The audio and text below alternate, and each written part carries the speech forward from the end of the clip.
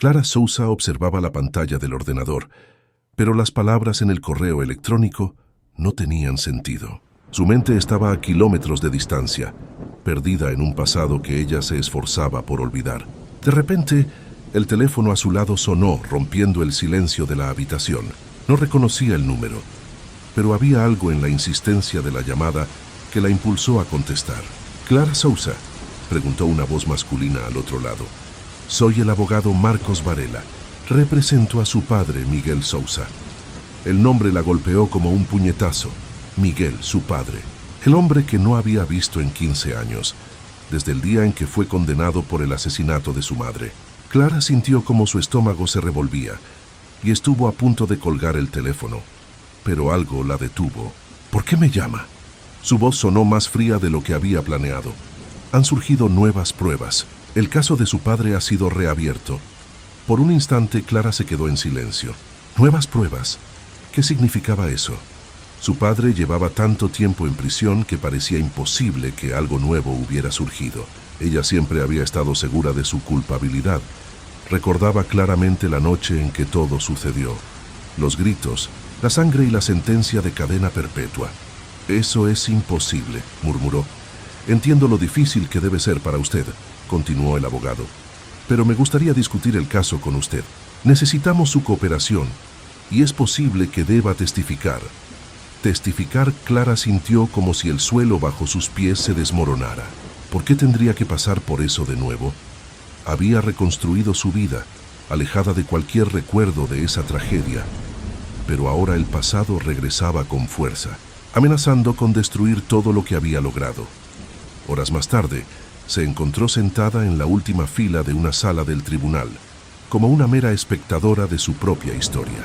Se sentía fuera de lugar, como si no perteneciera a ese espacio, pero la curiosidad y la necesidad de cerrar ese capítulo de su vida la mantenían anclada a la silla. Frente a ella, el abogado de la defensa, Marcos Varela, exponía las nuevas pruebas. El testimonio de un testigo, Roberto Meneses, nunca fue escuchado en su momento, comenzó Marcos. Vivía en la misma calle y afirmó haber visto a un hombre desconocido salir de la casa de los Souza aquella noche. Sin embargo, esa información nunca llegó a manos de la policía. Clara frunció el ceño. ¿Por qué esa prueba nunca se había utilizado antes? Una ligera incomodidad comenzó a crecer dentro de ella, pero rápidamente apartó la idea. Era improbable que eso cambiara el veredicto. Recordó las fotografías de la escena del crimen, las imágenes que marcaron su infancia y definieron quién era. Su padre estaba allí. Había sido arrestado con pruebas contundentes.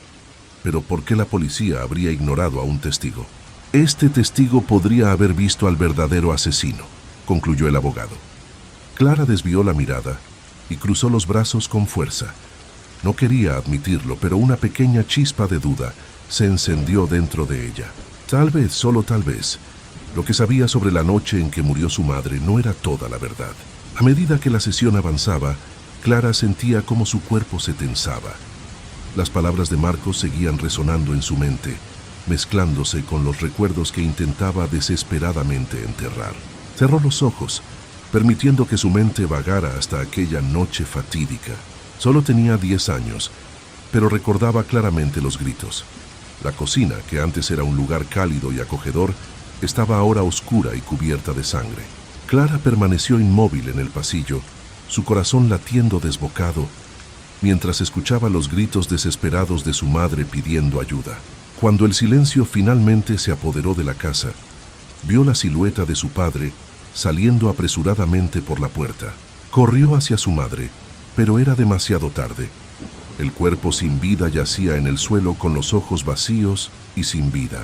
Clara no entendía qué había pasado, pero el terror que sintió al ver a su padre huyendo quedó grabado profundamente en su alma. Él era el culpable. Lo supo desde ese momento. Los años que siguieron estuvieron llenos de juicios, donde el rostro imperturbable de Miguel la perseguía, y el veredicto de culpabilidad le trajo una sensación de alivio, aunque dolorosa. Creía en la justicia que se había hecho. Su padre era un asesino, pero ahora, al escuchar sobre nuevas pruebas, todo parecía menos claro. ¿Era posible que hubiera estado equivocada todo este tiempo? Clara abrió los ojos, sofocada por los recuerdos. Se sintió de nuevo como aquella niña desamparada, perdida en medio del caos. Días después, el abogado Marcos volvió a ponerse en contacto con ella. Insistía en presentarle los nuevos descubrimientos que habían surgido durante la investigación privada. A regañadientes, aceptó reunirse con él en su despacho, aunque sabía que cada conversación profundizaba su dilema. «Hemos descubierto algo que podría cambiar por completo el curso del caso», dijo Marcos, sosteniendo un dossier. «Hay inconsistencias en la investigación original que fueron pasadas por alto». Clara lo miró intentando prepararse para lo que estaba por venir. «¿Qué inconsistencias?», preguntó. Roberto Meneses, el vecino que vio a un hombre en la calle, describió a alguien completamente diferente de su padre, explicó Marcos. Habló de un hombre más joven, con el cabello oscuro y una chaqueta de cuero. Su padre estaba en casa con ropa de trabajo esa noche, como muestran las fotos de la escena del crimen. Clara hojeaba los documentos, intentando absorber la nueva información. Esa descripción no coincidía con la imagen que tenía de su padre. ¿Y si realmente había estado diciendo la verdad todo este tiempo? Además, continuó Marcos, un informe policial omitió una denuncia de un vecino sobre una discusión entre su madre y un hombre días antes del asesinato. Ese hombre, según información reciente, era alguien que frecuentaba su casa. ¿Quién?, preguntó Clara en un susurro. Un amigo de la familia, alguien que nadie consideró sospechoso, Carlos Andrade. Clara sintió que el suelo se desmoronaba bajo sus pies. Carlos Andrade había sido cercano a su madre, siempre presente en los eventos familiares, casi como un tío para ella. ¿Cómo es que nadie había sospechado de él? Ahora Clara se encontraba ante un nuevo escenario. ¿Y si Carlos estaba involucrado? ¿Y si su padre había sido solo una víctima de circunstancias malinterpretadas?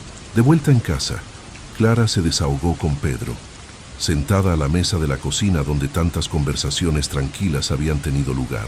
Ahora su voz temblaba. «No sé qué pensar, Pedro. Me están diciendo que mi padre podría ser inocente, pero eso cambia todo lo que siempre he creído». Pedro colocó su mano sobre la de ella, intentando ofrecerle algo de consuelo. «Clara, no tienes que decidir nada ahora. Estás redescubriendo la historia de tu familia. Es natural que te sientas confundida. Pero si es inocente, lo odié todos estos años por algo que no hizo. ¿Cómo puedo lidiar con eso? Tal vez necesites hablar con él», sugirió Pedro con calma. «Obtener las respuestas que siempre has querido. Solo así podrás descubrir la verdad para seguir adelante». La idea de visitar a su padre en la cárcel siempre había sido impensable para Clara. Se había negado a verlo después del juicio, convencida de que era culpable. Pero ahora esa nueva información estaba sacudiendo los cimientos de todo lo que creía que era verdad. Clara se levantó y fue hacia la ventana, observando cómo el cielo se oscurecía. Pedro tenía razón. Necesitaba respuestas. Necesitaba mirar a los ojos de Miguel y escuchar su versión de la historia, aunque eso significara reabrir viejas heridas. Frente a la prisión, Clara vacilaba en entrar. Sus manos estaban sudorosas y la tensión en su pecho parecía apretar con cada paso que daba hacia la sala de visitas. Cuando finalmente se sentó a esperar a su padre, se sintió de nuevo como aquella niña de 10 años, vulnerable y asustada. Miguel apareció minutos después, más envejecido de lo que había imaginado. Su cabello estaba completamente gris y caminaba con cierta dificultad. Al verla, sus ojos brillaron, pero no dijo nada de inmediato. Se sentó frente a ella y la observó como si buscara algo en su rostro que no había visto en años. «Clara», su voz era ronca, «no pensé que volverías a verme». «No estoy aquí para una visita amistosa, papá», respondió Clara con frialdad. Miguel suspiró profundamente. «Siempre dije que no maté a tu madre.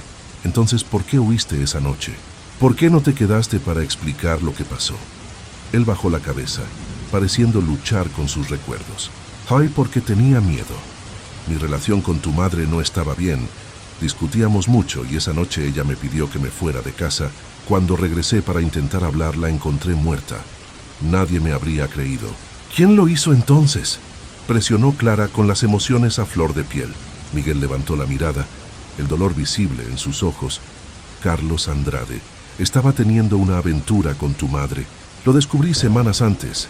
pero no sabía que ella quería terminar con él. Carlos la mató. Clara salió de la prisión en estado de shock. Carlos Andrade, ¿cómo es que nunca sospecharon de él? Siempre estuvo cerca de la familia, presente en los momentos más importantes. La idea de que alguien tan cercano pudiera haber estado involucrado en el asesinato de su madre era insoportable. En el tribunal se presentaron nuevas pruebas. El testimonio de Miguel, combinado con la declaración del vecino y la omisión de detalles clave durante la investigación inicial, pintaban un nuevo panorama. Carlos había sido un hombre violento, pero eso nunca se había expuesto. Había sido interrogado años atrás, pero su relación extramarital con la madre de Clara se mantuvo en secreto. Clara sentía una mezcla de rabia y alivio. Rabia por haber sido engañada todos esos años y alivio por finalmente conocer la verdad. Miguel no era el asesino,